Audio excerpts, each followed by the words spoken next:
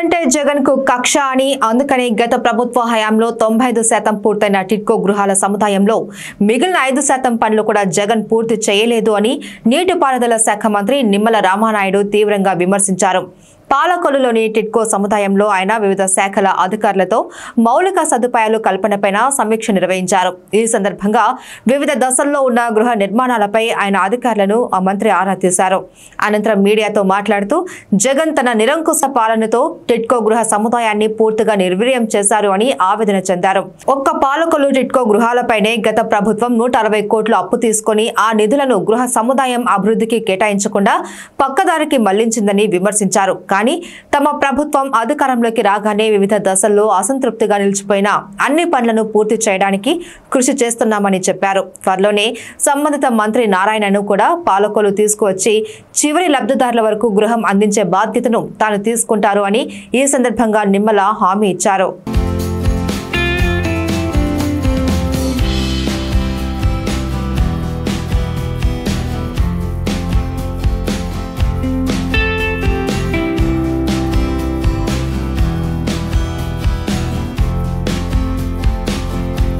ఎన్టీఆర్ టిట్కో ఇల్లు పేదలు, మధ్యతరగతి మహిళల సొంతింటి కళ నెరవేర్చాలని ఆ రోజు చంద్రబాబు నాయుడు గారు ఆంధ్రప్రదేశ్ రాష్ట్రంలో 8 లక్షల ఇల్లు, మన పాలకొల్లులో 7,164 ఇల్లు మంజూరు చేసి 90 నుంచి 95% ఆ రోజు ఇల్లు పూర్తి చేస్తాయి.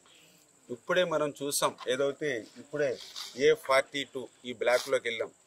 2019 ఎన్నికల నాటికి A42 ఈ బ్లాక్లో చూస్తే 95% పూర్తయి ఉంది.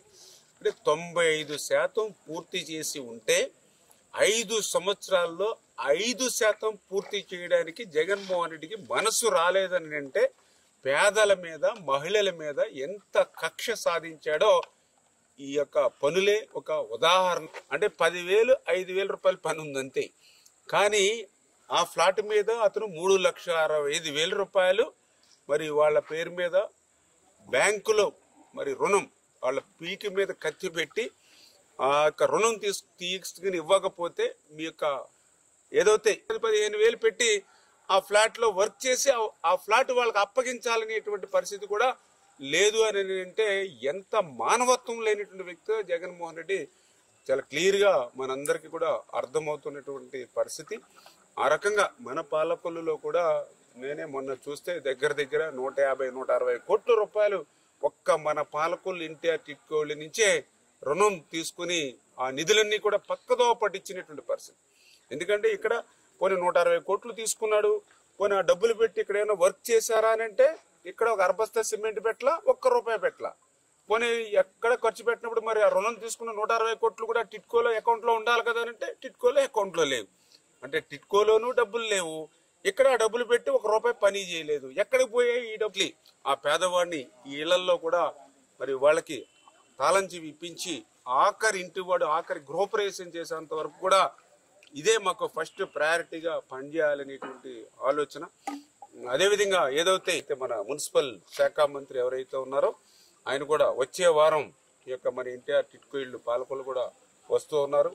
నెక్స్ట్ వీక్ ఇక్కడే ఇదే టిట్కో ఇళ్ళ దగ్గర కూడా మరి రివ్యూ పెట్టుకుని ఇమ్మీడియట్లీ ఆ బ్యాలెన్స్ పనులు ఏవైతే ఉన్నాయో వాటిని పూర్తి చేసి వాళ్ళందరికీ కూడా ఇళ్లలో గృహప్రవేశం చేయడం. అదేవిధంగా ఏదైతే ఇంకా మౌలిక వసతులు ఇప్పుడు ఆల్రెడీ ఎవరైతే ఇక్కడ ఇళ్లలో నివాసం ఉంటున్నారో వాళ్ళకి ఏదో మనం ఫైట్ చేయడం వల్ల, మన అధికారంలోకి రావడం వల్ల ఈరోజు కొంతమేర